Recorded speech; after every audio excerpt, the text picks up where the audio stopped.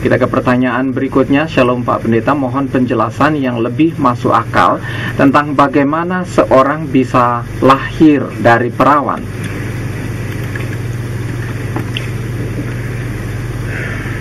Kalau saudara minta jawaban yang masuk akal, terus terang ini sukar. Mengapa saudara? Karena ini sesuatu yang berada di atas akal.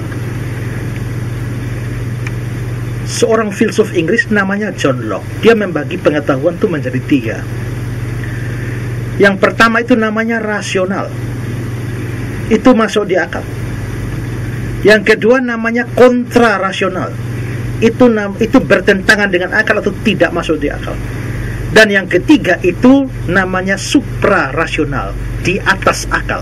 Supra itu sama kata super, ya. Super itu artinya di atas. Makanya ada banyak men, tapi lalu ada men yang lebih hebat dari men yang lain, namanya Superman. Ada me, tapi ada me yang lebih enak dari yang lain, namanya Super Me. Ada Honda Supra, itu adalah Honda yang paling top dari Honda yang lain, namanya Honda Supra. Jadi Supra atau super itu di atas. Nah, jadi kalau suprarasional itu di atas akal. Nah, semua peristiwa mujizat yang terjadi di dalam Alkitab itu harus disoroti dari sudut pandang supranatural atau suprarasional. Nah, sehingga lalu kita tidak bisa memikirkan sesuatu yang suprarasional itu lalu dipaksa masuk ke dalam otak kita untuk dicerna secara rasional. Memang sukar. Tapi kalau kita mau berpikir bahwa kita mengakui adanya realitas supranatural, kita mengakui adanya realitas suprarasional, maka apa yang berada di atas sesuatu yang rasional itu menjadi rasional. Nah, memang ada banyak orang lalu menyangkali kelahiran Yesus dari perawan. Seorang pendeta dari Riverside Church di New York, namanya Harry Emerson Fosdick, dia pernah berkhotbah satu kali. Dia berkhotbah seperti ini. Dia bilang, aku ingin meyakinkan Anda saat ini juga bahwa aku tidak percaya pada kelahiran melalui seorang perawan, dan aku harap Anda pun juga tidak percaya ini. Doktrin ini mengalihkan perhatian dari kenyataan rohaninya kepada persoalan yang sekedar biologi saja. Nah, jadi memang ada orang-orang liberal itu menganggap demikian atau menolak fakta Yesus lahir dari perawan. Tapi saudara-saudara, ini jelas sesuatu yang salah, ya, sesuatu yang salah. Dan kalau saudara minta penjelasan yang rasional, ya, saya mau menyatakan pada saudara bahwa biasanya keberatan yang paling populer adalah anggapan bahwa ini memang tidak masuk di akal atau bertentangan dengan hukum alam. Bagi mereka, mana mungkin seorang perempuan itu bisa hamil tanpa hubungan dengan seorang laki-laki. Dan ini adalah sesuatu yang tidak masuk akal.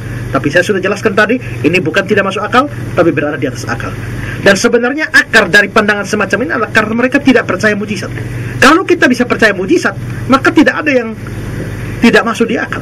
Seorang namanya James Kennedy menulis sebuah buku namanya atau judulnya Solving Bible Mysteries. Dia mengatakan, jadi mengapa begitu banyak gereja dan hamba-hamba Tuhan menolak kelahiran melalui perawan?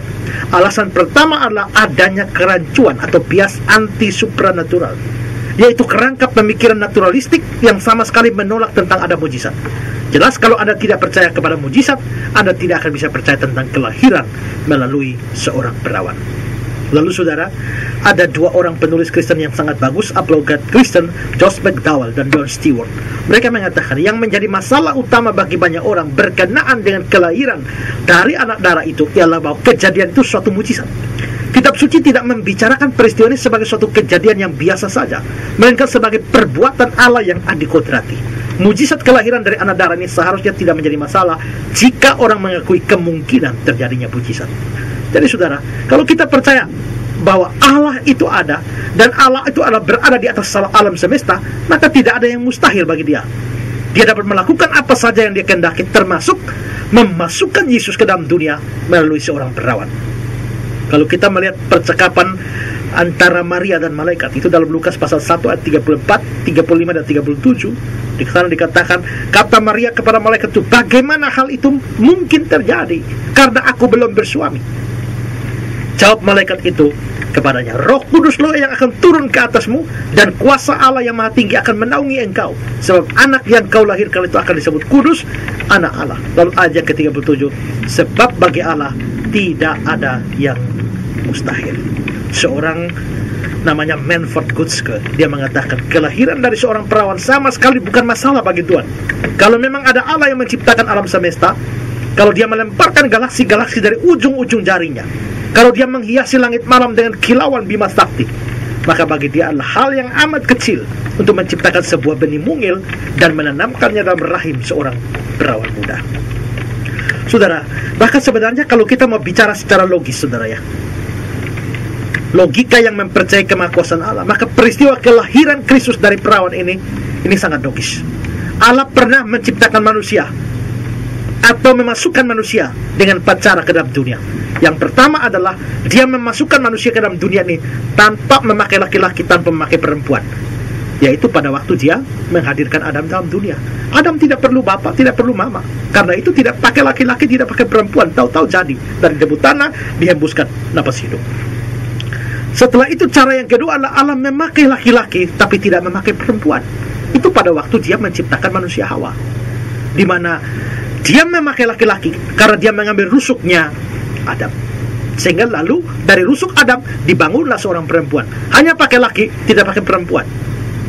Cara yang ketiga adalah dia memakai laki-laki dan juga memakai perempuan. Itulah cara yang dia pakai di dalam menghadirkan semua kita dalam dunia.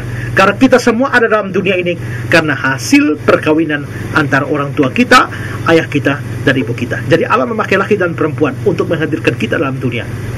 Saudara perhatikan ya, tidak pakai laki, tidak pakai perempuan sudah pernah ada. Pakai laki-laki, tidak pakai perempuan sudah pernah ada.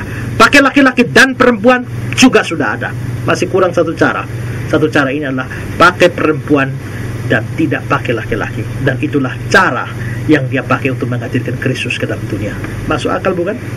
Karena itu bagi saya, memang ini sesuatu realitas supra-rasional. Tapi jikalau kita menyadari adanya realitas supranatural dan memikirkan ada kemungkinan mujizat itu terjadi, maka ini menjadi sesuatu yang masuk akal. Ya.